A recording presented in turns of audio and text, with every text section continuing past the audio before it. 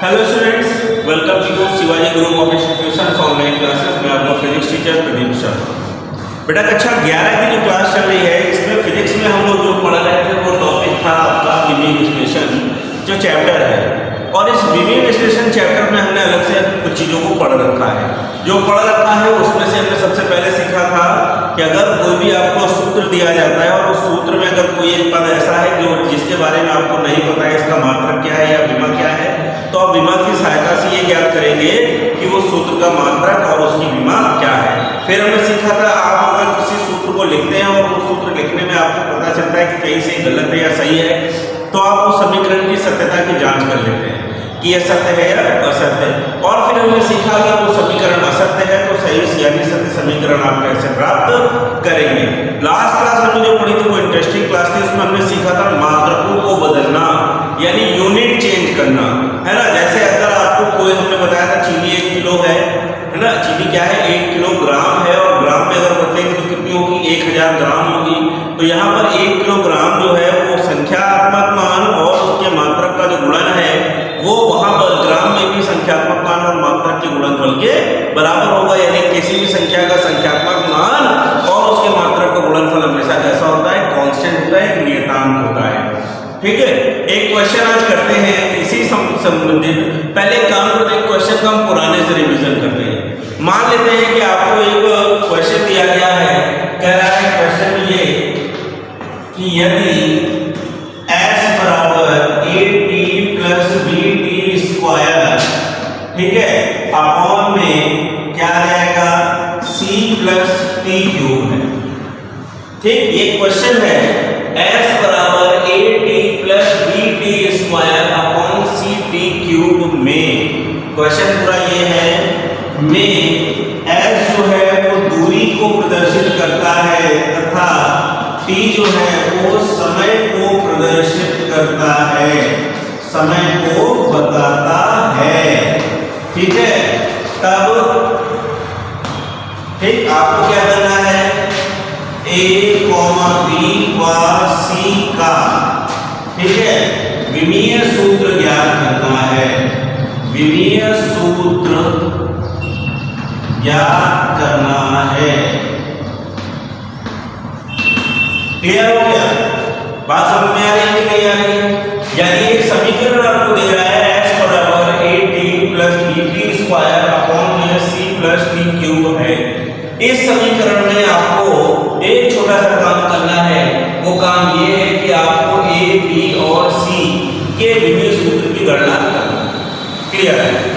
ये पहला कॉन्सेप्ट है जो हमने आपको बताया था। जो हमने इसमें बताया था कि आप किन्हीं दो पदों को तब जोड़ सकते हैं जब उनकी राशि एक होगी, है ना। जब उनकी राशि एक होगी यानी एक द्रव्यमान है तो दूसरा द्रव्यमान होगा, एक दूरी है तो दूसरी भी दूरी होगी, एक समय है तो दूसरा भी समय है, या एक चाल है तो दूसरी भी चाल है। अगर इस कॉन्सेप्ट को आपने याद रख लिया तो आप इस क्वेश्चन को क्या कर सकते हैं, सॉल्व कर सकते हैं। कैसे? यहाँ पर लिखते हैं सॉल्यूशन और सॉल्यूशन लगता हम पहले क्वेश्चन लिखेंगे at plus bt square upon में c प्लस t क्यूब। अब इस क्वेश्चन को देख के लग रहा है कि at जो है वो एक अलग पद है, एक अलग राशि है, और जो राशि at है वही राशि bt square upon c plus t cube है। मतलब अगर bt स्क्वायर लेंगे तो ये एक अलग राशि होगी, लेकिन bt square upon c plus t cube करेंगे तो ये भी वही राशि आएगी जो at है। और इन दोनों को आपस में अगर जोड़ रहे हैं तो ये दोनों जोड़ के s के बराबर हो रही है, लेकिन दोनों को जोड़ के या अलग अलग वही राशि आएगी जो s है। मतलब s अगर दूरी है तो at भी दूरी है, s अगर दूरी है तो at भी क्या है, दूरी है। bt स्क्वायर जो भी राशि है अगर उसमें हम c प्लस t क्यूब का भाग दे देंगे तो ये भी फिर क्या बन जाएगी, दूरी बन जाएगी। तो इसकी शुरुआत कहां से करेंगे? इसकी शुरुआत करेंगे अपने इस पद से। सबसे पहले किसकी विमा प्राप्त करेंगे, c की। किसकी विमा प्राप्त करेंगे, c की विमा प्राप्त करेंगे। ठीक है, तो लिखेंगे c के विमीय सूत्र के लिए, c के विमीय सूत्र के लिए, अच्छा c के विमीय सूत्र के लिए हम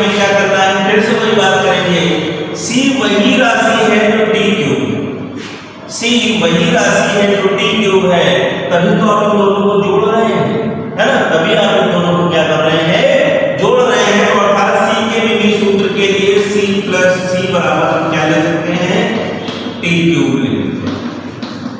यानी सी बराबर आपने टी क्यूब ले लिया है, अर्थात सी बराबर टी क्या है, समय है, क्या होगा कैपिटल टी, ठीक है, इसका विभव होगा और इस पूरे की होल पावर क्या चढ़ा दीजिए 3। अब इस 3 का अंदर गुणा करें तो सी बराबर क्या आ गया टी क्यूब, यानी सी जो है वो क्या है टी क्यूब के बराबर है, सी जो है वो क्या है टी क्यूब के बराबर है। अब अगर आपको कहा जाता है कि बी का विमीय सूत्र ज्ञात कीजिए, अब आपसे यदि कहा जाता है बी का विमीय सूत्र यदि ज्ञात कीजिए या ए का विमीय सूत्र ज्ञात कीजिए तो आप आसानी से कर लेंगे। कैसे करेंगे इसको देखते हैं। मान लीजिए अब आपसे कहा जाता है ए का विमीय सूत्र ज्ञात कीजिए, तो लिखेंगे ए के विमीय सूत्र के लिए, ए के विमीय सूत्र के लिए, अच्छा ए के विमीय सूत्र के लिए हमें क्या मिलने वाला है, S बराबर 80 लेने पर, तो पुराना कॉन्सेप्ट है, यानी ए बराबर क्या आ गया S अपॉन टी आ गया।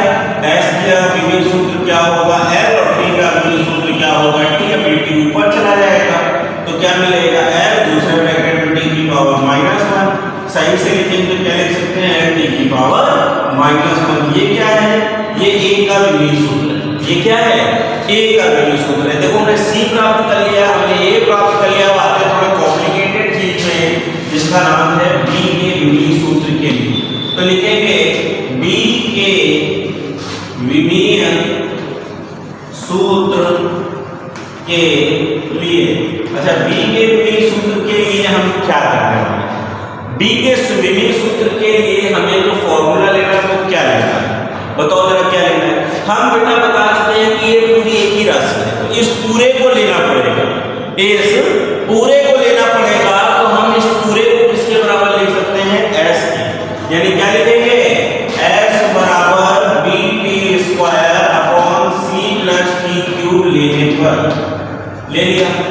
अब क्या आ गया S बराबर बी टी स्क्वायर अपॉन में क्या टी क्यूब लिख के बताओ गलत है कि सही है, बताओ।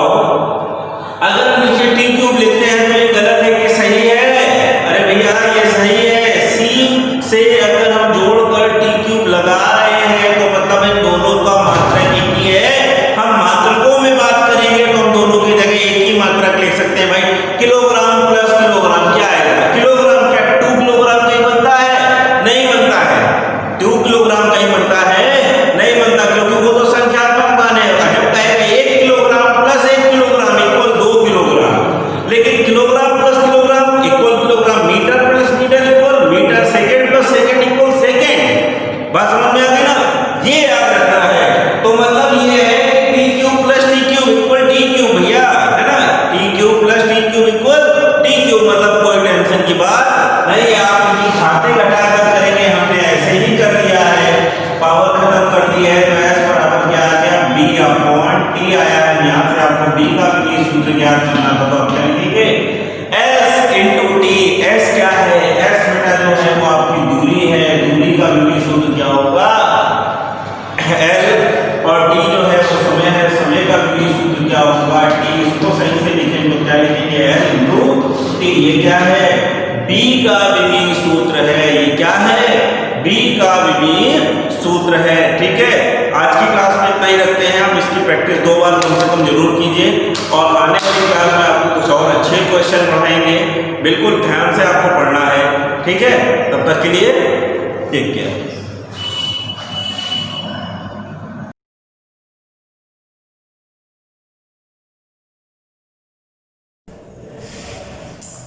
Hello students, myself Anand Saini, I am your chemistry tutor. Let's start to learn chemistry.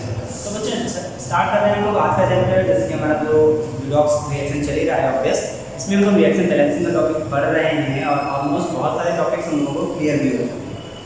Oxidation method है, आयन इलेक्ट्रॉन मेथड है, जिससे हम लोग रिएक्शन को बैलेंस कर रहे हैं और चैप्टर अपने ऑलमोस्ट एंड पर है।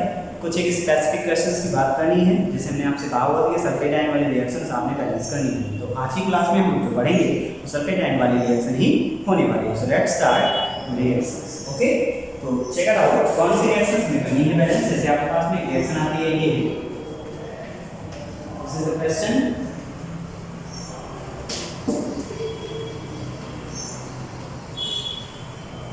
H3SO4 in acidic medium. H2SO4 is given. This is K2SO4.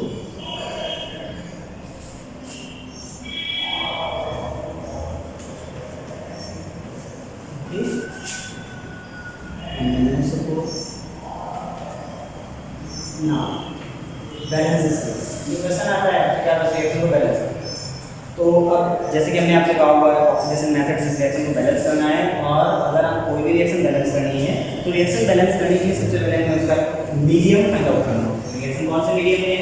H2SO4 given है, so obvious the question is in acidic medium, अम्लीय माध्यम में है ये क्वेश्चन आपका। जब आपको मीडियम पता चल जाता है तो आपको क्या करना होता है, तो हाफ रिएक्शन बनाना है। हाफ रिएक्शन की जब हम बात करेंगे तो हाफ रिएक्शन आप देखिएगा हमने आपसे कहा हुआ है कि मेन एलिमेंट से लेकर के आपको बनाना है, सो दैट्स व्हाई।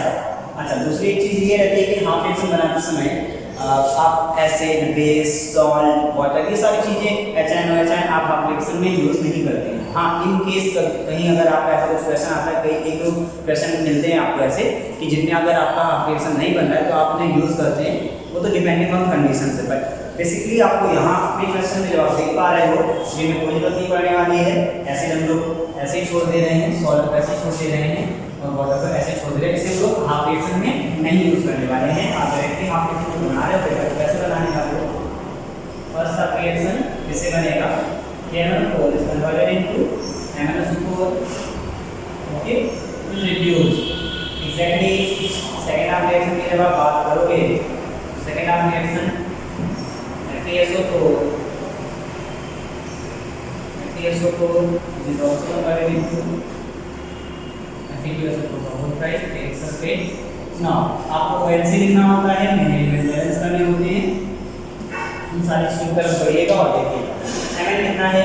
1 है। Mn कितना है? 1 है। Fe कितना है? 2 है। यहाँ कितना है? 1 है। सो मल्टीप्लाई बाय 2, ओके ना।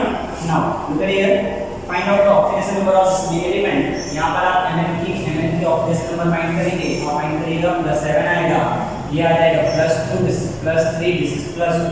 तो इस तरीके से आपको मिल जा रहा है। यहाँ पर जब आपने ONC फाइंड किया हुआ है, देखिए ONC कितना आने वाला है बेटा, 7 से हो गया 2, it means difference is 5, decrease हो रहा है, घट रहा है ना, चेंज हो रहा है।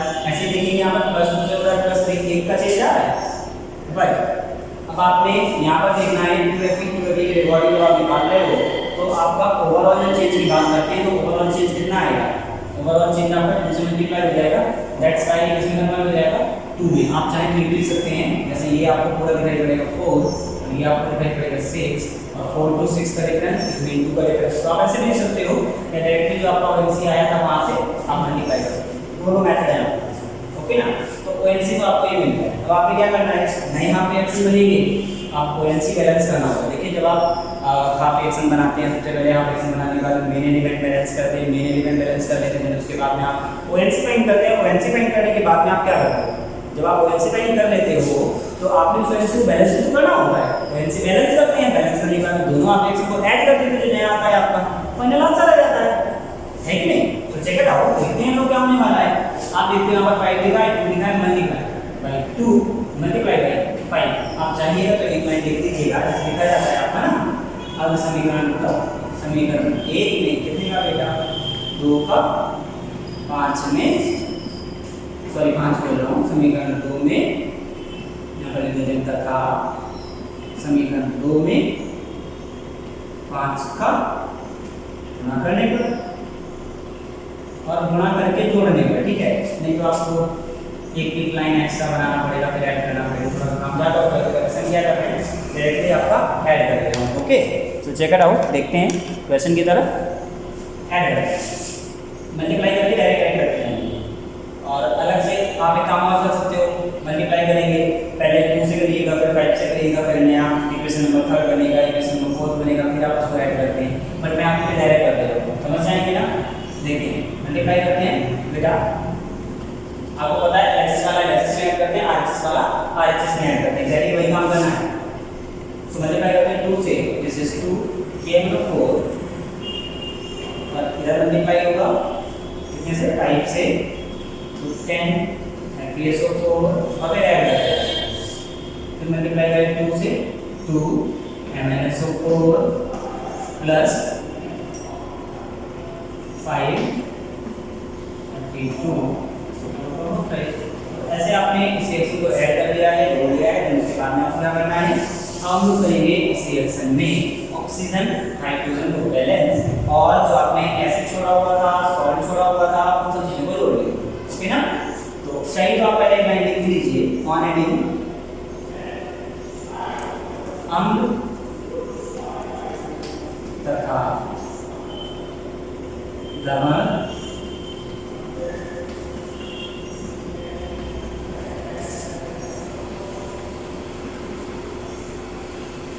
को जोड़कर, चलिए हम आपको एक स्टेप बता देते हैं जोड़ने पर। जोड़ लेते हैं। एक्चुअली जो जैसा स्टैकियोमेट्री रहता है ना रिएक्शन को ऐसे लिखना है आपको। सो आपने देखा आपने रिएक्शन में एप्लीकेशन में भाई हमारे पास सॉल्ट था, एसिड था, तो लिखना पड़ेगा आपको। सल्फेट आयन बैलेंस करना है और सल्फेट आयन बैलेंस करने के आप देखिए चाहे चेक कर भाई कैसे लिखना है आपको। दिखा पड़ा तो एक भी नहीं है, कैसे दिया था वो कैसे देखिए हो क्या नहीं, आपके पास सॉल्ट था ना, इसलिए आपको सॉल्ट ऐड करना पड़ेगा तभी बैलेंस करेंगे। अलग से 2K आएंगे नहीं तो गया कि 2K लिख दिया काम हो जाएगा ना, उसको भी ना करना है। एग्जैक्टली आप देखिए Mn है तो Mn तो 2 है, बराबर दिखाई पड़ रहा है। ऑक्सीजन को लास्ट में अगर तुझे लास्ट बैलेंस ही करोगे Fe आपको 5 10 दिखेगा, बहुत सही मतलब 10 यहाँ पर 5 10 वहाँ पे दोनों साइड बैलेंस है। बट SO4 की बात आती है, अब SO4 की बात आ जाएगी, SO4 यहाँ भी है, SO4 वहाँ भी 10 ये तो आपको बैलेंस दिख रहा है ना।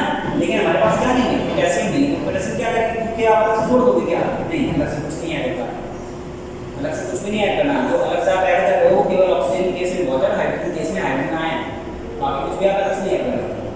सो इसके लिए आपने क्या करना होगा, अगर बेसिक है इसके लिए आपके पास, तो आप इन सब चीज़ों को रिगार्डिंग जो आपने सॉल्ट और एसिड छोड़ा होगा उनको ऐड करेंगे, जैसा इस टाइप की था रिएक्शन का गिवन क्वेश्चन में वैसे लिखते हैं।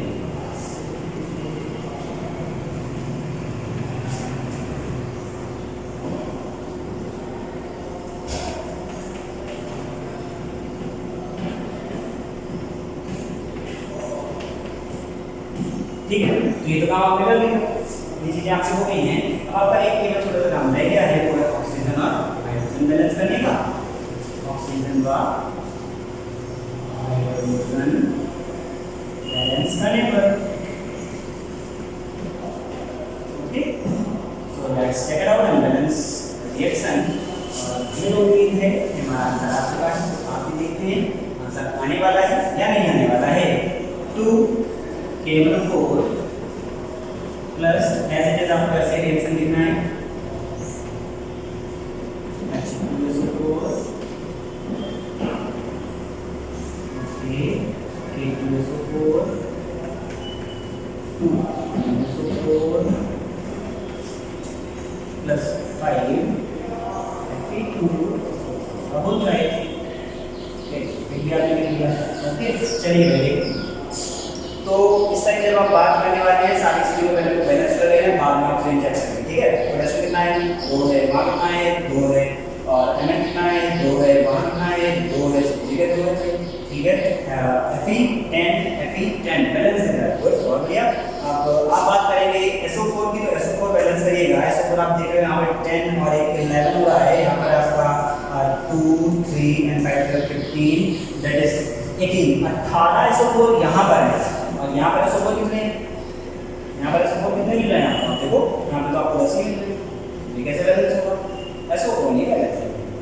ऑक्सीजन की बात करें तो ऑक्सीजन बैलेंस है, 1 दिख रहा है, हाँ तो 1 भी नहीं है।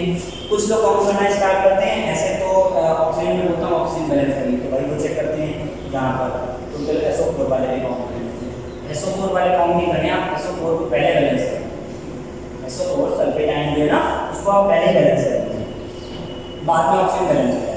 ओके, सो चलिए देखते हैं हम पहले SO4 बैलेंस करेंगे, उसमें Sp बैलेंस हो रहा है, उसके साथ वाले ऑक्सीजन बैलेंस हो रहे हैं, उसके अलावा जो बचेंगे उसको बाद में बैलेंस करेंगे। गॉट इट ना। तो आपको पहले SO4 बैलेंस करना, सल्फेट आयन बैलेंस करना। तो सल्फेट आयन बैलेंस करने के लिए आप देख पा रहे हो यहाँ पर मिल रहा है 10 और 11, वहाँ पर मिल रहे हैं 18। हमने कहा अलग से आप कुछ ऐड नहीं करोगे। SO4 ऐसा नहीं कि भाई यहाँ पर कम है तो आप यहाँ पर ला करके ऐड करोगे, SO4 नहीं ऐड करते हैं, एक्चुअली H2SO4 ऐड करते हैं। आप देख पा रहे हो यहाँ पर पहले से H2SO4 लिखा हुआ है, अगर मैं इसमें 8 से मल्टीप्लाई कर दूँ मतलब 7 और ला के ऐड करूँ, 8 ये पहले से है, 7 और ऐड कर देंगे तो 8 हो जाएगा, या वही मतलब है कि 8 मैंने लिख दिया। तो जैसे हम 8 लिख रहे हैं तो ये क्या बन गया 10, यहाँ पर 304, 8 यहाँ पर 304, 18 हो गया ना, इसको 18 हो गया, सल्फेट आयन बैलेंस हो गया। हाँ, अब क्या बैलेंस करना है, हाइड्रोजन बैलेंस करना है। तो हाइड्रोजन बैलेंस करने से पहले तो हम लोग ऑक्सीजन बैलेंस करते हैं ना। अब आप चेक करिए इस रिएक्शन में ऑक्सीजन कितनी है, तो आप देखोगे आप सारी रिएक्शन काउंट करोगे, नहीं काउंट करना है, सल्फेट आयन नहीं काउंट करना है, आपको ऐसी रिएक्शन काउंट करनी है जो सल्फेट आयन में नहीं है। बिना सल्फेट आयन SO4 के बिना वाली कितनी ऑक्सीजन है ना, वो आपको चेक करना है। देखो आपको देखा है 2 कितनी है 8 ऑक्सीजन है और SO4 नहीं दिख रहा है, बाकी इसमें सब SO4 है। तो यहाँ तो 8 मिल गए, उधर कोई एक ऑक्सीजन जो बिना सल्फेट आयन के हो, एक भी नहीं दिख रही है आपको। तो आप क्या करोगे, ऑक्सीजन बैलेंस करने वाला काम 8H2O ऐड कर दीजिएगा, ऐड कर दिया, so good, too much easy. और अब आप देख रहे हो हाइड्रोजन कितना है 16, यहाँ पर कितना है 16, बैलेंस ओके ना। ये काम आपको बेसिकली एक बहुत सरल करना होता है, जो हमने किया। इस तरीके से हमारी रिएक्शन हुई है बैलेंस। तो आपने SO4 सल्फेट आयन वाले रिएक्शंस की बैलेंस करनी सीख ली है। आपको एक क्वेश्चन दे देता हूँ यहीं पर, तो आज के लिए जो आपका एक क्वेश्चन रहेगा, नेक्स्ट जो आपने ट्राई करना है वो क्वेश्चन है कुछ ऐसा, यहाँ पर लिख दे रहा हूँ मैं आपको क्वेश्चन, देखते हैं। चलिए, तो आपके लिए क्वेश्चन है KuCr27 CSO4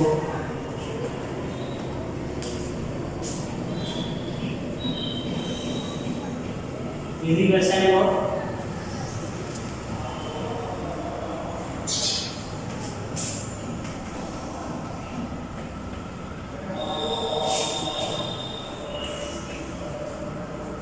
Okay, so this is the question for your homework. आप इस क्वेश्चन को ट्राई करिएगा। नेक्स्ट हम देखते हैं क्या होना है अगली क्लास में, है ना। अगर आपने गलत हुआ मैं लिखता हूँ तो आज के लिए केवल इतना ही। Thank you.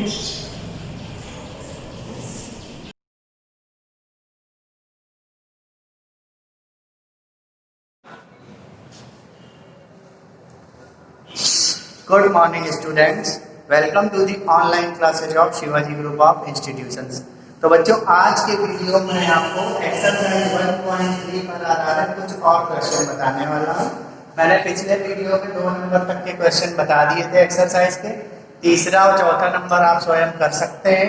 तो मैं आपको 5वां नंबर बता रहा हूँ। ध्यान दीजिए, 5वां नंबर क्वेश्चन जो है लिखा है निम्नलिखित में से कौन सा कथन सत्य है।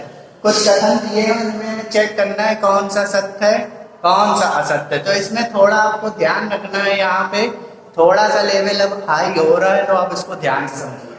लिखा है यदि x belongs to a, x belongs to a, बच्चों a कैसा है कैपिटल, तो बताइए किसी समुच्चय में कौन सी चीज बिलोंग करती, अवयव बिलोंग करता है।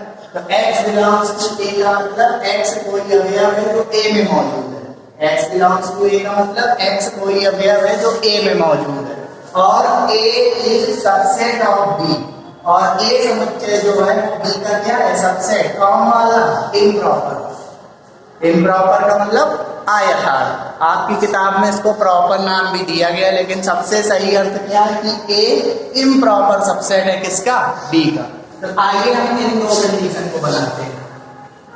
कह रहा है यदि ये और ये दिया है तो बताओ क्या x जो अवयव है वो b में होगा। इसको हमें चेक करना है कि क्या x अवयव b में होगा। अगर x अवयव a में है और a सबसेट है किसका, b का, तो x अवयव बताइए कि b में होगा। देखिए पहले तो मेन चीज याद है, x बिलोंग्स टू a और a is improper subset of b। और इसकी डेफिनेशन कल मैंने आपको बताई थी कि अगर a b का इम्प्रॉपर सबसेट है तो इसका मतलब a b का सबसेट भी होगा और a b के बराबर भी होगा। तो मैं क्या करूं, 2 समुच्चय ले लूं a और b, दोनों आपस में बराबर लेने। तो देखिए अगर मैं a बराबर ले लूं 1 2 3 और b बराबर ले लूं 2 3 1, गलत थोड़ी होगा। बताइए a और b आपस में बराबर है, हाँ है। क्या a b का सबसेट है, देखिए a का प्रत्येक अवयव b में मौजूद है, तो इसी को तो बोलते हैं a इम्प्रॉपर सबसेट है किसका, b का। मैंने बच्चों इसकी मदद से एक उदाहरण बनाया। ये आपको सोच समझ के बुद्धि के अनुसार करना है। तो मैंने एक ऐसा उदाहरण लिया कि ए इम्प्रॉपर सबसेट हो जाएगा इसका बी का। अच्छा बताइए x बिलोंग्स टू ए, इसका मतलब ए एक्स ए का क्या है अवयव। तो बताइए ए में कितने अवयव है? 3 है। तो तीनों को अगर मैं x नाम दे दूं तो x का काम 1 भी कर रहा है, x का काम 2 भी कर रहा है, x का काम 3 भी कर रहा है। तो तुमसे पूछ रहा है सवाल कि x बिलोंग्स टू b, यानी जो x अवयव a में है वही x अवयव b में होगा कि नहीं होगा, बस यही तो पूछ रहा है। तो बताइए a में कितने अवयव है? 1 2 3। तो अगर मैं 1 को x ले लूं तो देखिए 1 b में भी है, 2 को x ले लूं तो 2 b में भी है, और अगर 3 को x ले लूं तो 3 c में भी है। यानी ये जो कथन है वो बच्चों क्या है? ट्रू। इसी उदाहरण से हमको समझ में आ गया। तो आपको ऐसे उदाहरण बना बना के देख लेते हैं तो जल्दी चीजें समझ में आ जाएंगे। अच्छा देखिए दूसरा क्या लिखा है, थोड़ा सा लेवल हाई है, अब थोड़ा ध्यान दीजिए। दूसरे में लिखा है ए सबसेट है बी का, बी सबसेट है सी का। तो आपको चेक करना है कि क्या ए सबसेट होगा सी का, ये हमको चेक करना है। तो के बाद जितनी चीजें लिखी वो हमको चेक करनी, और ये दोनों दी। तो बताइए ए सबसेट है किसका? बी का, लेकिन कौन सा? प्रॉपर, क्योंकि बराबर का निशान नहीं लगा है। तो बनाइए अपने मन से उदाहरण बनाए, जैसे ए बराबर ले लिया 1 2। तो बताइए बी बराबर क्या लेंगे? ए सबसेट है बी का मतलब ए का प्रत्येक अवयव बी में होना चाहिए। तो ए का 1 भी बी में होगा, ए का 2 भी बी में होगा। बराबर नहीं है ए बी के, तो बी में ज्यादा अवयव होंगे, मान लीजिए 3। बताइए अगर मैंने ये उदाहरण ले लिया तो इस उदाहरण के अनुसार से आपको ऐसा नहीं लग रहा है कि ए सबसेट है बी का? बिल्कुल लग रहा है। अब इसी प्रकार देखिए बी सबसेट है किसका? सी का। तो बी सेट तो बना चुके, बी सबसेट है सी का मतलब बी का प्रत्येक अवयव सी में होना चाहिए। तो सी सेट कैसे बनेगा? बी के एलिमेंट रख दो 1 2 3, और क्योंकि बी सी के बराबर नहीं तो एक एलिमेंट ज्यादा बराबर कितना? 4। बताइए ये जो मैंने 3 सेट लिए, इसको देख के आप क्या नहीं समझ पाएंगे कि ए सबसेट है बी का, बी सबसेट है सी का। तो सवाल पूछ रहे हैं तो बताइए क्या ए सबसेट होगा सी का? तो बताइए ए कितना है? 1 2, और सी कितना है? 1 2 3 4। आप बता सकते हैं क्या ये ए सेट सी का सबसेट है? हाँ है, क्योंकि ए का प्रत्येक अवयव सी में मौजूद है। तो बताइए ये कथन क्या होगा? ट्रू हुआ। तो आई थिंक आप उदाहरण ले लेके आप बहुत आसानी से चीजों को समझ सकते हैं, लेकिन आप उदाहरण तभी ले पाएंगे जब आपको परिभाषाएं याद होंगी। अच्छा देखिए तीसरा क्या लिखा है? तीसरा लिखा है A is not subset to B. अब की बार जो बच्चों ए है वो बी का सबसेट नहीं है। अच्छा, और क्या लिखा है? B is not subset to C. तो हमको ये चेक करना है A is not subset to C. ये बात है देखिए, तो क्यों ना बच्चों ऐसे उदाहरण बनाएं। देखिए 3 सेट है ए बी और सी, मुझे 3 ऐसे सेट बनाने हैं कि ए बी का सबसेट ना हो, बी सी का सबसेट ना हो। और देखिए इसमें इक्वल का निशान लगा नहीं है। अब देखिए जरा ध्यान से, मान लीजिए मैंने ए बराबर बनाया 1 2, तीसरा नंबर और चौथा नंबर बहुत मन से देखना, यहाँ पे कंफ्यूजन क्रिएट हो जाएगी। तो देखिए मैंने ए बराबर क्या ले लिया 1 2। अच्छा बताइए ए सबसेट नहीं है बी, इसका मतलब क्या है? ए का प्रत्येक अवयव बी में मौजूद नहीं, इसका मतलब यही तो है। तो अगर मैं बी सेट बनाऊं तो ए का हर एक अवयव बी में नहीं होना चाहिए। तो मान लीजिए मैंने बी में 1 रख लिया, तो अब बी में 2 नहीं रख सकते, क्योंकि अगर आपने बी में 2 भी रख लिया तो ए सबसेट हो जाएगा बी का। तो क्यों ना मैं इसको बना लूं 1 3। बताइए अगर मैं ये बना दूं तो क्या मैं लिख सकता हूँ A is not subset to B? हाँ बिल्कुल, यही बस डेफिनेशन पकड़नी है आपको। अब ये क्या है?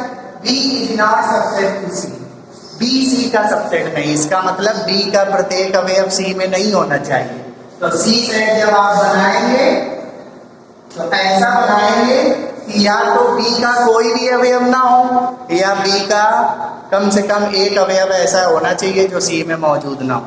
तो अगर मैं सी को बना दूं क्या 1 5, तो बताइए क्या बी सी का सबसेट है? नहीं।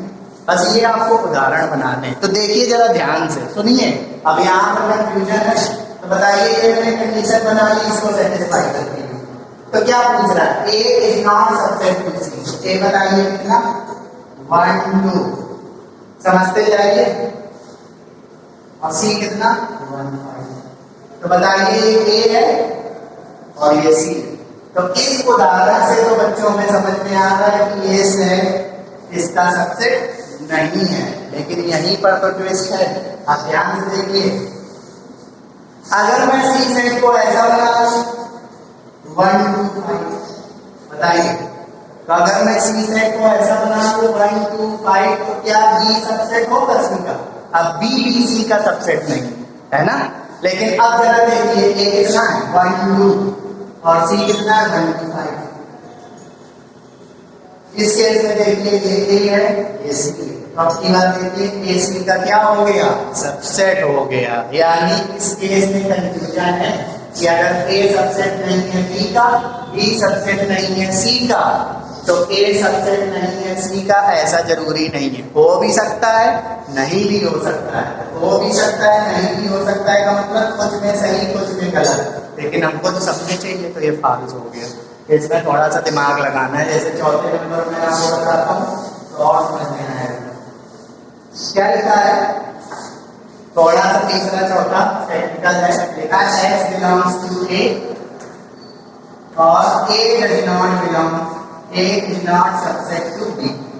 इसको बाद में देखेंगे। x belongs to B, ये बाद में देखेंगे। आप इसको देखिए, कोई अवयव x है जो A में मौजूद है। अभी हम A सेट बनाएंगे तब पता चलेगा कि x का काम क्या क्या कर रहा है। इसको देखिए, A सबसेट नहीं है किसका? B का। मतलब A B का समुच्चय उपसमुच्चय नहीं है। जैसे A बराबर लेंगे क्या 1 2, B बराबर क्या लेंगे 1 5। बताइए, मैंने अगर ये ले लिया तो क्या गलत हो गया? देखिए ये इस कंडीशन को सेटिस्फाई कर रहा है। A is not subset to B। देखिए साफ साफ दिख रहा है कि A B का उपसमुच्चय नहीं है ना। A B का उपसमुच्चय नहीं, क्योंकि A का प्रत्येक B में मौजूद नहीं। अच्छा, ये तो मैंने इस कंडीशन को सेटिस्फाई किया। ये कंडीशन क्या? x बिलोंग्स टू A, तो A का प्रत्येक अवयव x में होगा, ये x है ना। तो कंडीशन क्या है? x belongs to B। देखिए x बिलोंग्स टू B का मतलब, देखिए ये x कहां से लेना है? x लेना है कहां से? A से। तो बताइए अगर मैं x की जगह 1 ले लूं तो 1 तो B में है। देखिए x बिलोंग्स टू B का मतलब अगर मैं x की जगह 1 ले लूं तो 1 तो B में है। यानी अगर x की जगह मैं 1 लेता हूं तो कंडीशन सही है। लेकिन x बिलोंग्स टू A का मतलब मैं A का 2 भी तो x की जगह रख सकता हूं। तो अगर मैं A का 2 ले लूं x की जगह तो ये तो B में मौजूद नहीं। तो अगर 1 ले रहा हूं तो ये कंडीशन सही हो रही है, लेकिन 2 ले रहा हूं तो कंडीशन फेल हो रही है। थोड़ा आपको ध्यान रखना है इन चीजों में। तो यहाँ पर कुछ केस में सही आ रहा है, कुछ केस में गलत आ रहा है। ये क्या होगा? फाल्स होगा। अच्छा, पांचवा बहुत सरल है। तीसरा टॉपिक है, थोड़ा सा दिमाग आपको बच्चों लगाना था। अच्छा देखिए पांचवा क्या लिखा है? पांचवा लिखा है A सबसेट B और x is not equal to B। ये तब वाली चीज बात में देखेंगे। ये हमें चेक करना है कि होगा कि नहीं होगा। अच्छा इसको देखिए, A सबसेट है किसका? B का। तो हमें एक ऐसा समुच्चय A बनाना है जो B का क्या हो? उप समुच्चय। कैसा वाला? यथार्थ वाला। तो A बराबर क्या ले लिया 1 2, B बराबर क्या ले लिया 1 2 3। सिंपल है। जिसको परिभाषा याद है वो उदाहरण के थ्रू आराम से चेक कर सकता है। तो देखिए A बराबर 1 2 ले लिया, B बराबर 1 2 3 ले लिया, तो ये कंडीशन सेटिस्फाई हुई। हाँ भी। और क्या लिखा है? x does not belongs to B। मतलब कोई x ऐसा है जो B में मौजूद नहीं है। तो बताइए B सेट में देखिए ऐसा कौन सा x है जो मौजूद नहीं है? ये सारे x तो हैं। जैसे मैं कह दूं 5, क्या 5 B में मौजूद है? x does not belongs to का मतलब B का मतलब B ऐसा अवयव आपको सोचना है जो B में नहीं है। तो B में क्या क्या मौजूद है? 1 2 3। तो क्या नहीं मौजूद है? 4 नहीं मौजूद है, 5 नहीं मौजूद है, 6 नहीं मौजूद है। तो अगर मैं देखूं माना 5 does not belongs to B, साफ साफ दिख रहा है इस कंडीशन के अनुसार। क्या 5 B में मौजूद है? नहीं। तो सवाल पूछ रहा है कि बताओ, सवाल यहाँ पर थोड़ा करेक्शन है, x does not belongs to A लिखा है।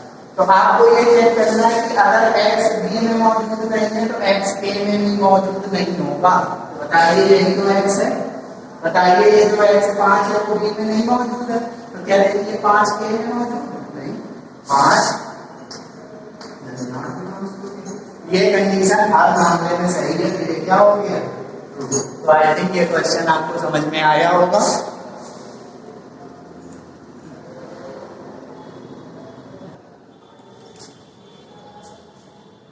अगला क्वेश्चन है बच्चों, समुच्चय सिंगलटन जीरो। सिंगलटन जीरो क्यों पढ़ रहे हैं?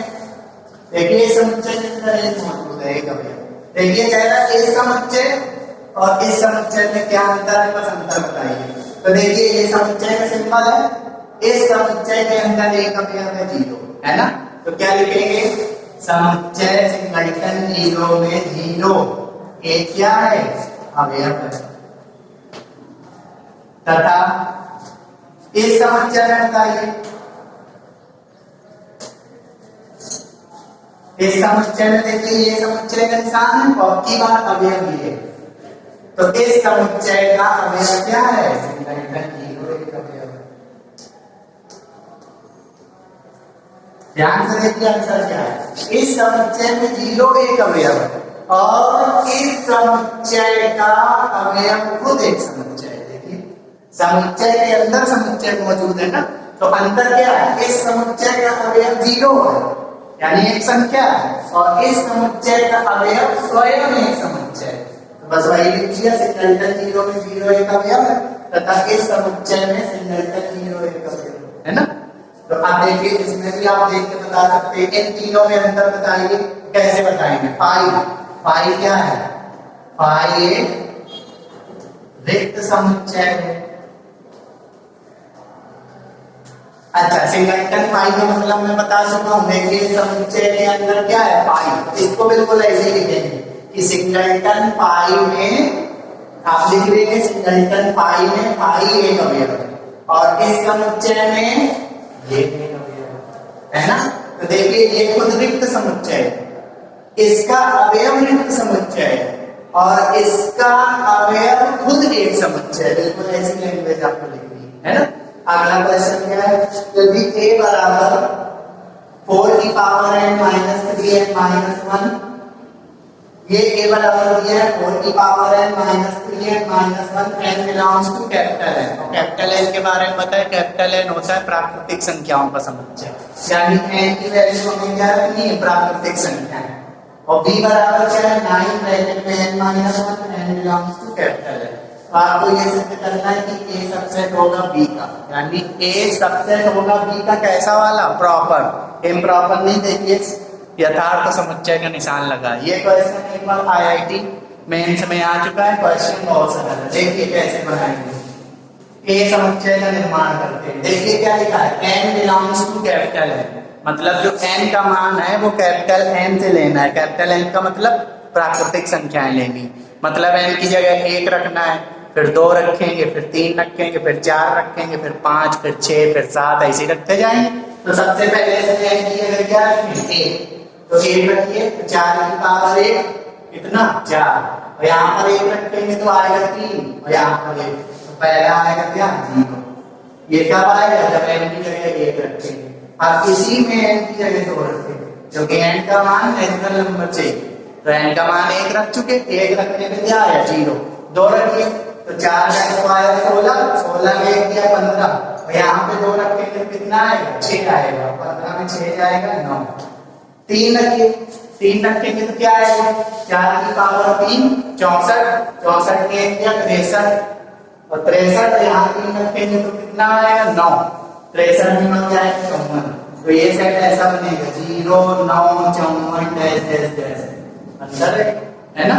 अच्छा भी बताइए, डैश डैश डैश क्यों लगाया है, क्योंकि प्राकृतिक संख्याएं कहाँ तक हैं ये हमें नहीं पता है, पूरी से लेके अच्छा इसमें भी देखिए n belongs to capital n है, n का मान फिर से प्राकृतिक संख्याएं लेंगे, तो प्राकृतिक संख्याएं शुरू होगी तो 1 रखिए इसमें, तो 1 रखेंगे तो 1 में 1 दिया 0, 0 का गुणा 9 में करेंगे 0, 2 रखेंगे तो 2 माइनस 1, 1 का गुणा 9 में करेंगे 9, 3 रखेंगे तो 3 में 1 दिया कितना 2, 2 into 9 कितना 4 रखेंगे, 4 रखेंगे तो आएगा 3, 9 3 27। इसी प्रकार का 36 आएगा, फिर आएगा 45, फिर आएगा 54, फिर आएगा 63, फिर आएगा 72।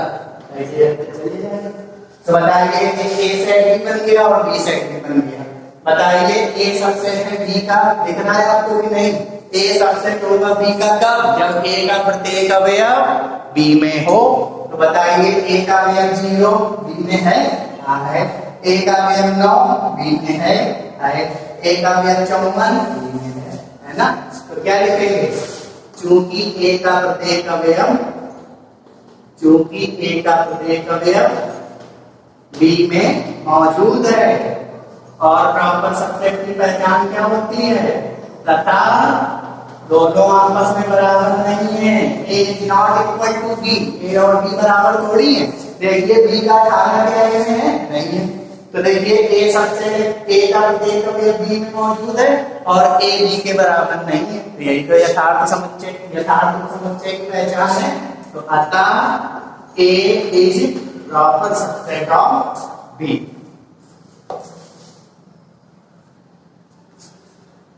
तो बच्चों अगला क्वेश्चन है एक्सरसाइज का 10वां और 11वां नंबर क्वेश्चन सेम है। मैंने 11वां नहीं लिया हुआ है, 10वां लिया हुआ है। ए बराबर दिया है, समुच्चय का निशान है और 3 कॉमा और फिर समुच्चय है 1 कॉमा 4।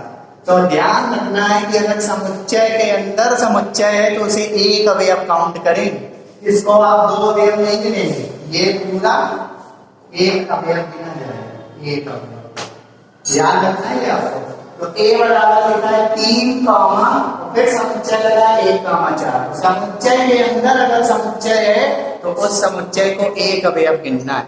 समझ रहे? अगर आप इसको ये गिने कि 1 2 3 तो गलत हो जाएगा। कॉमा हमें देखना है ये और दूसरा खुद समुच्चय, तो पूरे समुच्चय को एक अवयव काउंट करेंगे। यदि ए बराबर लिखना पी ए का मतलब power set of A, power set of A का मतलब घात समुच्चय। तो कल मैंने आपको बताया था कि अगर कोई समुच्चय परिमित है, कोई समुच्चय परिमित है तो उस समुच्चय के सारे उपसमुच्चयों को अगर हम एक नए सेट में रख दें तो जो नया सेट होता है वो पावर सेट ऑफ ए कहलाता है। तो मुझे पावर सेट ऑफ ए बनाना है तो सबसे पहले मुझे ए के क्या चाहिए? अवयव, सॉरी ए के क्या चाहिए? सभी उपसमुच्चय चाहिए। तो बताइए देखिए मुझे ए में कितने अवयव है? ए में कितने अवयव है? 1 2 3, गलत हो जाएगा। ये एक अवयव और ये खुद एक समुच्चय लगा है, तो इसे 1 और इसे 2। इस समुच्चय में कितने अवयव है? 2। अगर आपको दिक्कत हो रही है तो इस 3 को थोड़ी देर के लिए ए मान लें और इसको थोड़ी देर के लिए बी मान लें। तो ये ए कॉमा बी के रूप का दिख रहा है। और बताइए ये परिमित समुच्चय है कि नहीं? तो लिखेंगे क्योंकि एन बराबर 2, एन बराबर 2 का मतलब ए की गणन संख्या कितनी? 2।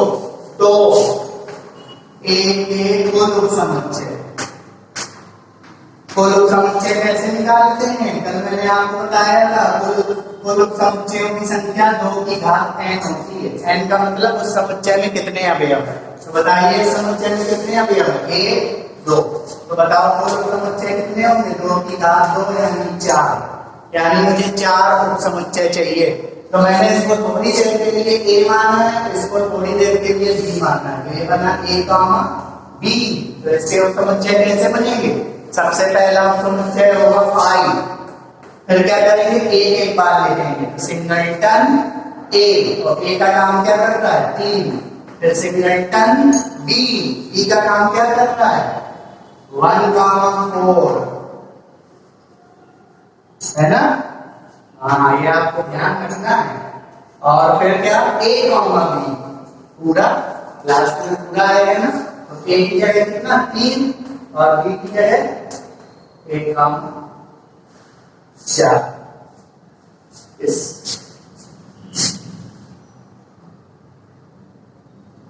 ये हो गया इसके चारों उपसमुच्चय। तो इसका मुझे क्या चाहिए? घात समुच्चय, पावर सेट ऑफ ए। तो पावर सेट ऑफ ए का मतलब इन सारे अवयवों को एक नए सेट में रख देना।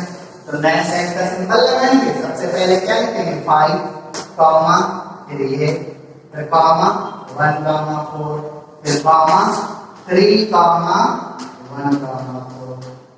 ये समुच्चय यहाँ पे मैं दे रहा हूँ। तो देखिए पावर सेट ऑफ ए बराबर ये निकल के आया। हमको क्या चाहिए? सबसे पहले 3, 1, 4। देखिए 3, 1, 4। फिर क्या लिखा है? 3। फिर क्या लिखा है? 1, 4। फिर क्या लिखा है? 5। आगे पीछे और समुच्चय में क्रम का कोई महत्व तो नहीं होता। तो ये सिद्ध हो गया। इसी तरीके से 12वां सवाल है। 12वें में क्या दिया कि ए सबसेट है 5 का।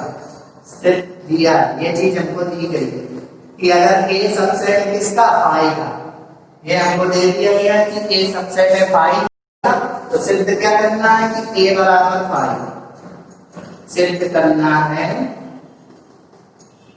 ए बराबर 5 ये हमको दिया गया है। एरो का मतलब इंप्लाइज का मतलब सूचित करता है। यानी सवाल आपको सिद्ध करना है कि अगर ए 5 का सबसेट है तो बताओ ए सेट 5 के क्या होगा बराबर। और 5 क्या होता है बच्चों? रिक्त समुच्चय होता है। तो बताइए ये हमको दिया गया है प्रश्नानुसार। ए सबसेट है किसका? 5 का। मतलब जो ए समुच्चय है वो रिक्त समुच्चय का क्या है? उप समुच्चय। लेकिन कैसा वाला? प्रॉपर वाला। तो ये हो गया ए सबसेट 5। किंतु हम जानते हैं, क्या जानते हैं? अरे तो बिल्कुल सिंपल सी बात है कि रिक्त समुच्चय प्रत्येक समुच्चय का क्या होता है? उप समुच्चय। ये तुमको पहले से पता है कि जो फाई होता है वो हर एक समुच्चय का क्या होता है? उप समुच्चय। और कैसा वाला? यथार्थ वाला। तो क्या मैं ये नहीं लिख सकता हूं? फाई सबसेट टू ए। ये तो सदा सत्य बात है कि किसी भी समुच्चय का रिक्त समुच्चय हमेशा उप समुच्चय होता है। मतलब रिक्त समुच्चय हर एक समुच्चय का क्या होता है? उप समुच्चय। ये मैंने कल भी आपको बताया था। तो फाई इज सबसेट टू ए, ये तो सदा सत्य बात है। तो कल मैंने आपको एक नोट सिखाया था कि अगर ए सबसेट हो बी का, बी सबसेट हो ए का, ए बराबर क्या हो जाता है? तो देखिए ए सबसेट है फाई का और फाई सबसेट है ए का। मतलब एक बार ए फाई का सबसेट हो गया, एक बार फाई ए का सबसेट हो गया। तो दोनों आपस में बराबर हो जाएंगे। तो लिखेंगे चूंकि ए सबसेट है फाई का, कॉमा फाई सबसेट है ए का, इसका मतलब ए बराबर 5। निम्न समुच्चयों में कितने अवयव है? काउंट करना है कितने अवयव है। देखिए ये समुच्चय लगा है, काउंट करिए। देखिए ये एक अवयव हुआ। ये फिर से समुच्चय है तो इसे दूसरे अवयव में गिनेंगे तो 2 अवयव। और ये फिर से एक समुच्चय तो इसको पूरे को तीसरा अवयव मिलेगा।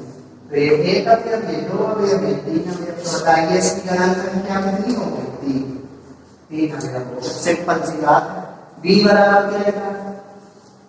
x ऐसा है कि x एक पूर्णांक है। मतलब x जो है वो पूर्णांक है और x का मान 20 से छोटा है। तो बताइए 20 से छोटे पूर्णांक धनात्मक भी होते हैं बच्चों, पूर्णांक ऋणात्मक भी होते हैं। तो बताइए मुझे कितने पूर्णांक चाहिए? 20 से छोटे पूर्णांक चाहिए। तो देखिए ये नंबर लाइन बना ली। ये नंबर लाइन में कहीं पे 20 है तो 20 से छोटे क्या? 20, 18, 17, 16, 15, 14, 13। इसी प्रकार ये पूर्णांक चलते चले गए। तो मुझे ऐसा नहीं समझ में आ रहा है कि 20 से छोटे पूर्णांक तो हम गिन ही नहीं सकते। तो अगर बी का सेट बनाए तो क्या बनेगा? 20 से छोटे पूर्णांक 19, 18, 17, 16, 15, 14। इसी प्रकार चलता जाएगा, ये माइनस अंदर लग जाएगा।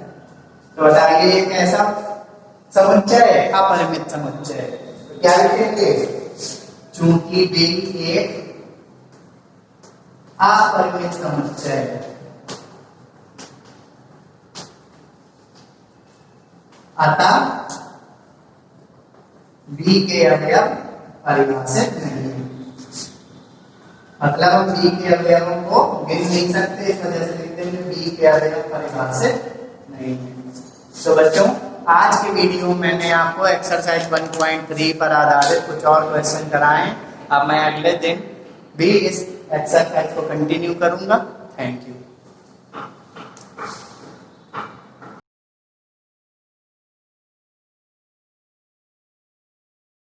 Hello students, Have a wonderful morning to one and all. My dear student, yesterday we started the topic synthesis. That is written over here, synthesis, that we started day 4 yesterday. And day 4 yesterday I have given you an introduction of synthesis, and yesterday I had given you some rules by which you can frame simple sentences into one simple sentence. Simple sentences into one simple sentence. So student, I told you 7 rules of framing simple sentences into one simple sentences, because we had started the first one, the combination of simple sentences into one simple sentence. Combination of simple sentences into one simple sentence. So student, there are 7 rules of framing simple sentences into one simple sentences. Yesterday I taught you present participle. So participle,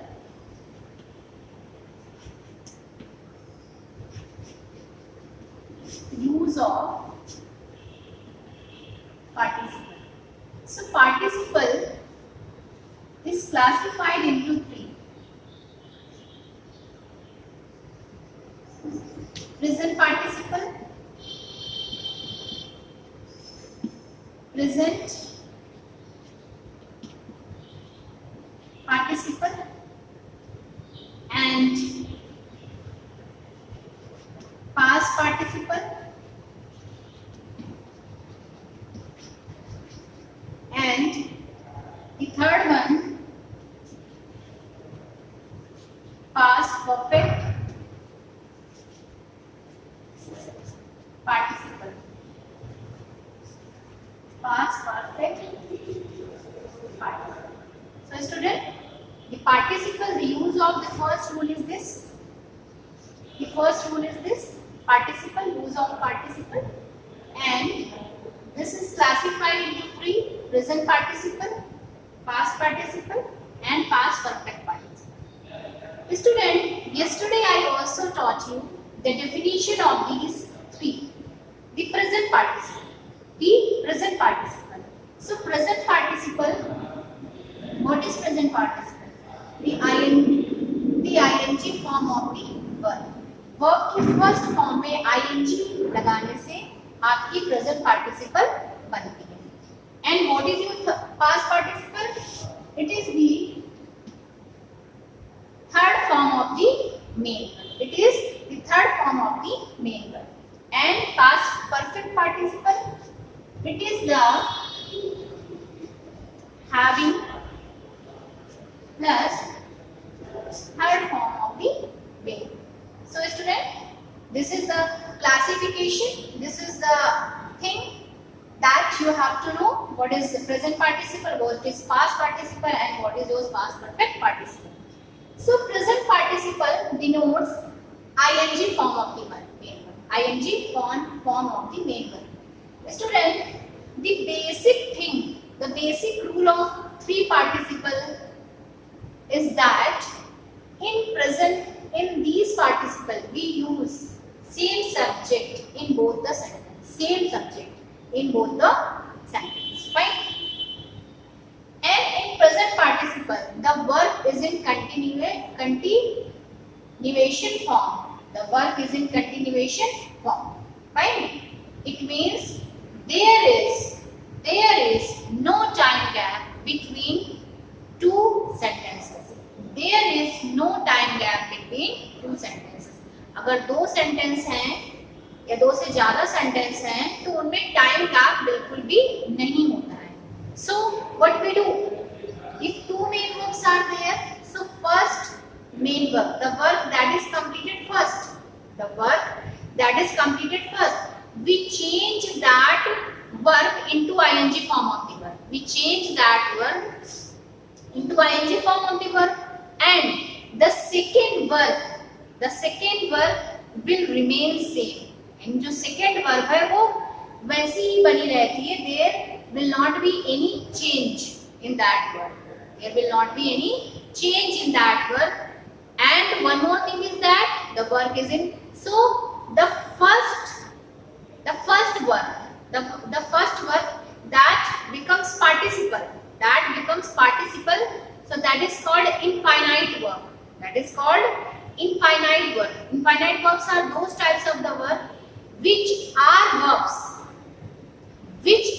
verbs in itself, but they are not counted as a main verb.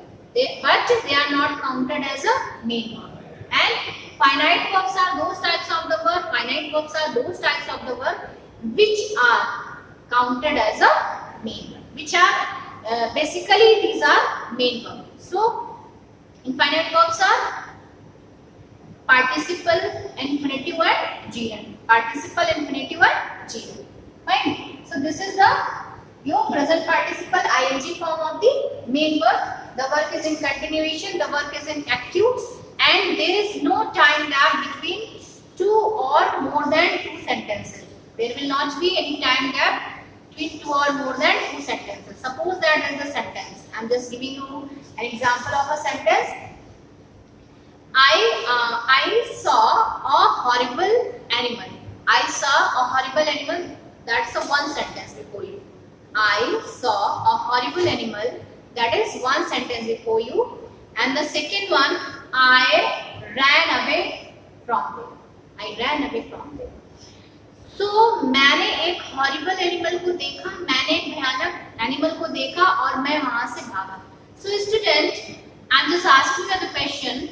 Whenever you see an awful animal, whenever you see any dangerous animal, whenever you see any dangerous insect, any dangerous types of the creature, dangerous types of the animal, so will you wait there for a moment?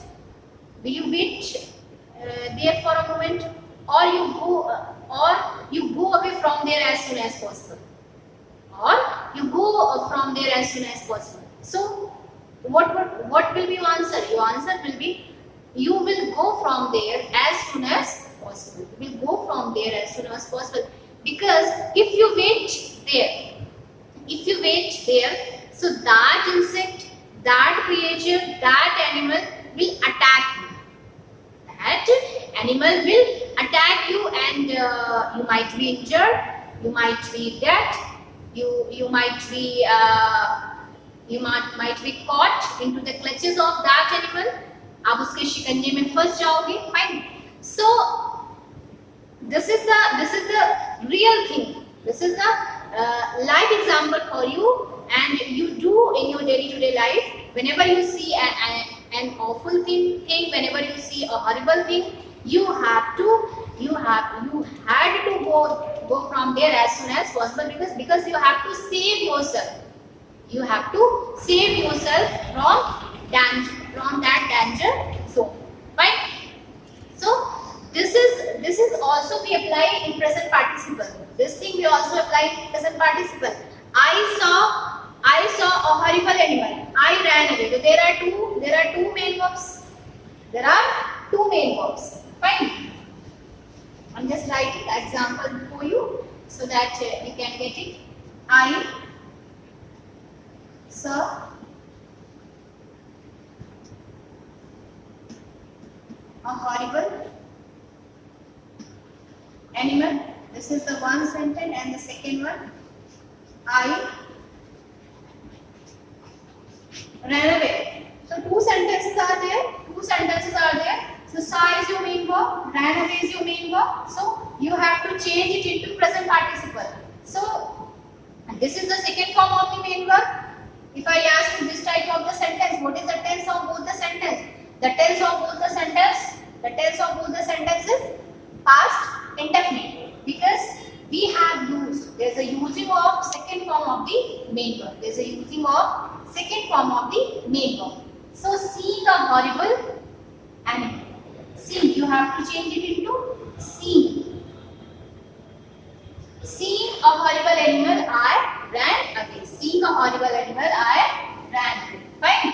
So this is the example of the present participle. Different types of the sentences are also come in the present participle, just like if is, are, and was, were are used. Is, are, and was, were are used, so how will you change it? Suppose that there is a sentence, I was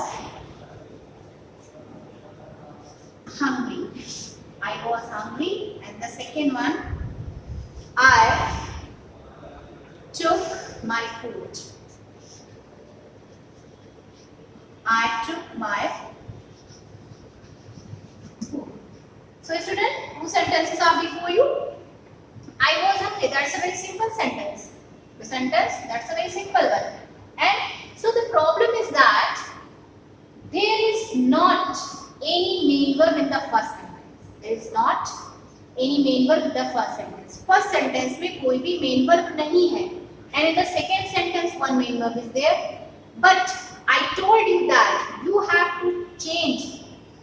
You have to change the first main verb. The first main verb into present participle. So how will you change? Because there is absence of main verb. So how will you change it? How will you change it? Fine.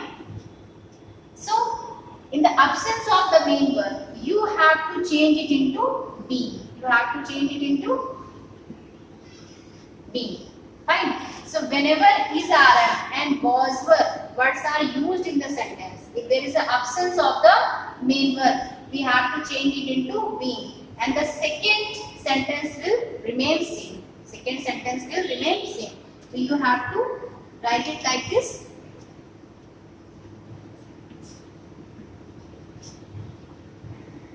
Being hungry, comma, the subject is same, I took my food. And so these are the examples of your present participle, and the past participle we will continue tomorrow. That is enough for you today. Thank you and have a nice day to one and all.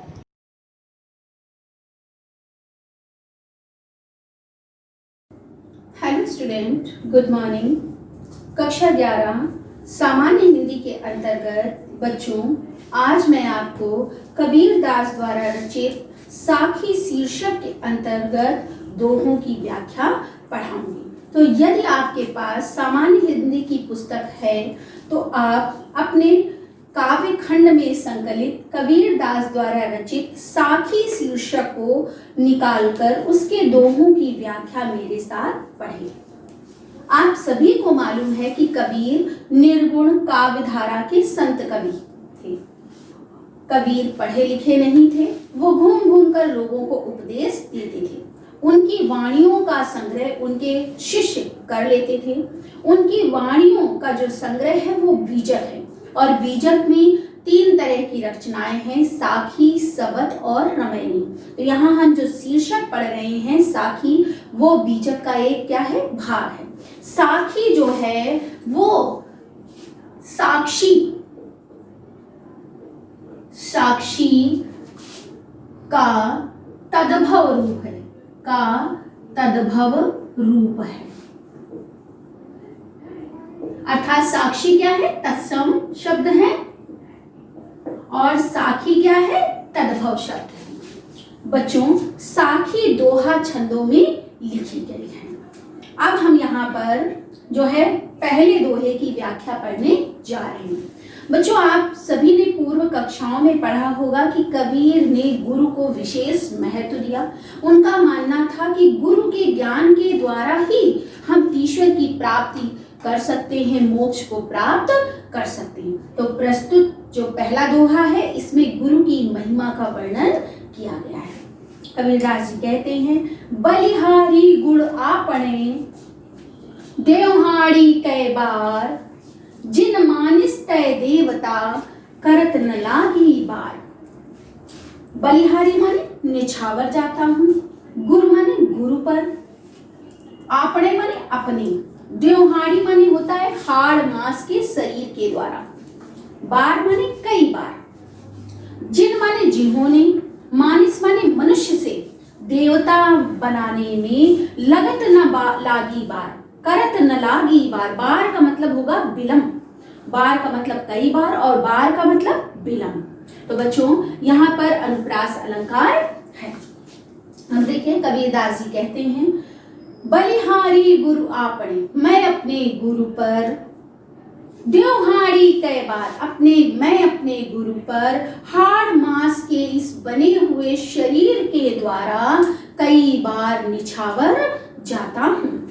जिन मानिस तय देवता, जिन्होंने मुझ मनुष्य को देवता बनाने में करत न लागी बार जरा सा भी विलंब नहीं किया, जिन्होंने अपने ज्ञान के द्वारा मुझ अज्ञानी मनुष्य को देवता बनाने में जरा सा भी विलंब नहीं किया। पुनः आप एक बार इसकी व्याख्या को देख लें। बलिहारी गुरु आपने देवहाड़ी कई बार, कबीरदास जी कहते हैं, देवहाड़ी मतलब हाड़ मांस के शरीर के द्वारा। कबीरदास जी कहते हैं कि मैं अपने हाड़ मांस के शरीर के द्वारा अपने गुरु पर कई बार निछावर या बलिहारी जाता हूँ, जिन्होंने अपने ज्ञान के द्वारा मुझ अज्ञानी मनुष्य को देवता बनाने में, ये देवता तुल्य बनाने में जरा सा भी विलंब नहीं किया। बच्चों, इस दोहे में जो हम भाषा पढ़ रहे हैं कबीर की, वो है सदुक्कड़ी भाषा। कौन सी भाषा पढ़ रहे हैं? सदुक्कड़ी भाषा। इसे पंचमेल खिचड़ी के नाम से भी जाना जाता है। गुरु की महिमा का वर्णन किया गया है, इसलिए यहाँ पर भक्ति रस है। कौन सा रस है बच्चों? भक्ति रस। छंद कौन सा है? दोहा छंद है। और बच्चों यहाँ पर लक्षणा शब्द शक्ति का प्रयोग किया गया है। अब इसके बाद हम आते हैं दूसरे दोहे पर। इसमें भी सतगुरु, सतगुरु माने सच्चा गुरु, जो हमें सही मार्गदर्शन कराता है, उसकी महिमा का कबीरदास जी ने क्या किया है? वर्णन किया है। गुरु की महिमा का वर्णन करते हुए कबीरदास जी कहते हैं, सतगुरु की महिमा अनंत अनंत किया उपगार, लोचन अनंत उघाड़िया अनंत दिखावन हार। बच्चों कुछ शब्दार्थ आप समझ लीजिए। अनंत का मतलब होता है असीम, उपगार का मतलब होता है उपकार, लोचन माने नेत्र, उघाड़िया माने खोल दिए हैं, अनंत दिखावन हार माने अनंत परमात्मा के दर्शन कराने के लिए। बच्चों, अब इस दोहे की जो व्याख्या है वो इस प्रकार होगी। सतगुरु की महिमा अनंत अनंत किया उपकार। कबीरदास जी कहते हैं कि मेरे सच्चे गुरु की मुझ पर असीम महिमा है, जिन्होंने मुझ पर अपने ज्ञान के द्वारा असीम उपकार किया है। उन्होंने अपने ज्ञान के द्वारा मेरे अनंत नेत्रों को खोल दिया है। किस लिए खोल दिया? जिससे मैं उस अनंत ईश्वर के दर्शन कर सकूं। कबीरदास जी क्या कहते हैं? सतगुरु की महिमा अनंत अनंत किया उपकार। मेरे सच्चे गुरु की मुझ पर क्या है? असीम महिमा है। उन्होंने अपना ज्ञान देकर मुझ पर अनंत या असीम उपकार किया है। उन्होंने ज्ञान के द्वारा मेरे असीम नेत्रों को खोल दिया है, जिससे मैं उस असीम ईश्वर या परमात्मा के दर्शन कर सकूं। यहाँ पर भी बच्चों भाषा आप क्या पढ़ रहे हैं? सदुक्कड़ी भाषा पढ़ रहे हैं। रस कौन सा है? भक्ति रस है। छंद कौन सा पढ़ रहे हैं? दोहा। और लक्षणा शब्द शक्ति का क्या किया गया है? प्रयोग किया गया। बच्चों, जहाँ पर भक्ति रस होता है वहां पर प्रसाद गुण होता है। कौन सा गुण होता है बच्चों? प्रसाद गुण। यहाँ पर कौन सा गुण है? प्रसाद गुण। अब हम आते हैं दोहा संख्या 3 पर, साखी संख्या 3 पर। दीपक दिया तेल भर, बाती दई अघट, पूरा किया बिसाहुणा, बहुर नाव हट। अब सबसे पहले बच्चों हम ये जान लेते हैं जो कठिन शब्द आए हैं उनके अर्थ। जैसे अघट, अघट का मतलब होता है कभी न घटने वाली। बिसाहुणा माने होता है क्रय विक्रय का कार्य, और हट माने होता है बाजार। यहाँ पर रूपक अलंकार का प्रयोग किया गया है। कबीरदास जी कहते दीपक दिया तेल भर। कबीरदास जी कहते हैं कि मेरे गुरु ने मेरे हृदय रूपी दीपक में भक्ति भावना रूपी क्या भर दिया? तेल भर दिया, और उसमें विश्वास रूपी कभी ना घटने वाली बाती डाल दी। पूरा किया बिसाहुणा। इस प्रकार मेरे गुरु ने क्रय विक्रय का अर्थात जन्म और मृत्यु का जो कार्य था उसे पूर्ण कर दिया। बहुरी ना आवे हट। अब मुझे इस संसार रूपी बाजार में दोबारा आना नहीं पड़ेगा। एक बार बच्चों पुनः इस दोहे की व्याख्या देख लें, क्योंकि शब्दावली कठिन दी हुई है। दीपक दिया तेल भर, बाती दई अखट, पूरा किया विसामुना, बहुरी न आओ हट। कबीरदास जी कहते हैं कि मेरे गुरु ने मेरे हृदय रूपी दीपक में भक्ति भावना रूपी क्या भर दिया? तेल भर दिया, और उसमें कभी न घटने वाली क्या डाल दी? बाती डाल दी। इस प्रकार मेरे गुरु ने क्रय विक्रय रूपी जो जन्म और मृत्यु का कार्य था उसे क्या किया? पूर्ण कर दिया। अब जन्म और मृत्यु से मैं परे हो गया। इस कारण बहुरिना वे हट, मुझे इस संसार रूपी बाजार में, बहुरी माने होता है पुनः या दोबारा आना नहीं पड़ेगा। बच्चों आया समझ में? अब हम आते हैं साखी संख्या 4 पर। इस दोहे में भी गुरु की महिमा का वर्णन किया गया है। कबीरदास जी कहते हैं, बूढ़े थे पर उबरे, गुरु की लहरी चमकी, भेरा देखा जर्जरा, उतरी पड़े फरंगी। यहाँ पर उद्धरण अलंकार का प्रयोग कबीरदास जी ने किया है। कबीरदास जी कहते हैं कि ये संसार जो है, माया मोह जो है, वो सागर के रूप में है, और जब गुरु के ज्ञान रूपी लहर आती है, तो जिस प्रकार सागर में जब लहरें आती हैं तो सागर के नीचे की जो चीजें होती हैं वो सागर की लहरों के साथ तट के समीप आ जाती हैं। तो यहाँ पर कबीरदास जी कहते हैं, बूढ़े थे पर उबरे, बहुत से लोग या आत्माएं क्या थी? संसार की मोह माया में डूबी हुई थी। उसी समय गुरु की लहरी चमक, गुरु की ज्ञान रूपी क्या आई? लहर आई, और इस कारण जो लोग संसार की मोह माया में डूबे हुए थे वो किनारे की ओर आ गए और उन्हें वास्तविकता का ज्ञान हो गया। भेरा देखा जर्जरा, भेरा का मतलब होता है बेड़ा, और बेड़ा माने बच्चों होता है नाव, पर यहाँ नाव का हम क्या लेंगे भाव? शरीर। भेरा देखा जर्जरा, जब उन्हें ज्ञान की प्राप्ति हुई तो उन्होंने पाया कि ये शरीर कैसा है? जर्जर है, अर्थात क्षण भंगुर है। उतरी परे फरंग, तो फरंग माने होता है तुरंत, तुरंत वो मोह माया त्याग कर उस जहाज, शरीर रूपी जहाज से उतर पड़े, अर्थात मोक्ष को प्राप्त हो गए।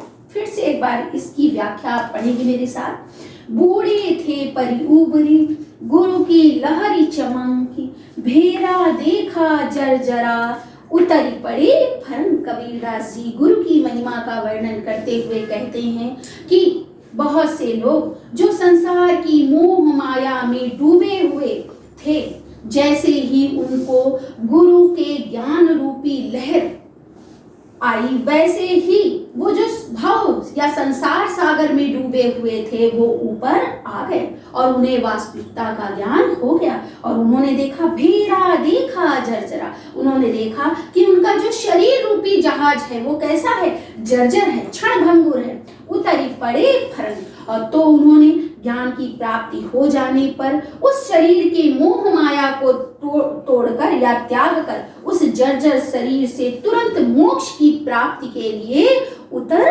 पड़े।